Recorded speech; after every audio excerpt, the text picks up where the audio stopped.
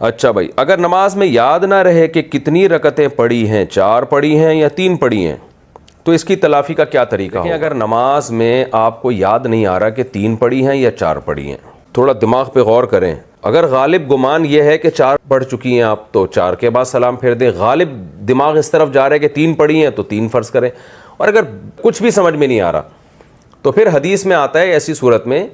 شک جب پیدا ہو جائے تو یقین پر عمل کرے۔ یقین کا مطلب 4 اور 3 میں شک ہو رہا ہے تو سمجھے 3 پڑھی ہیں، تو 3 پڑھنے کے بعد آپ نے کیا کرنا ہے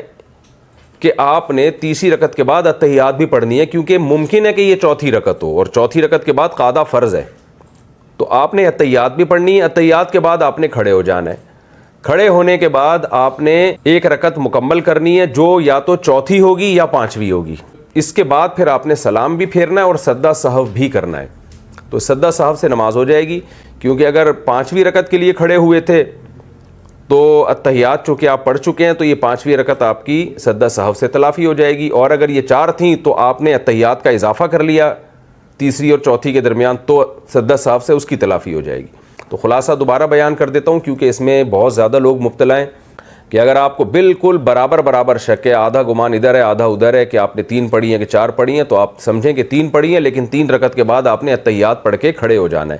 یعنی 3 رکعت کے بعد اتحیات بھی پڑھنی ہے پھر ایسی صورت میں آپ نے، کیونکہ ہو سکتا ہے یہ چوتھی ہو۔ پھر کھڑے ہونے کے بعد آخر میں آپ نے اتحیات کے بعد سجدہ سہو کرنا ہے، اور پھر وہی اتحیات درود شریف دعا پڑھ کے سلام پھر لینا، تو نماز انشاءاللہ اس سے ادا ہو جائے گی۔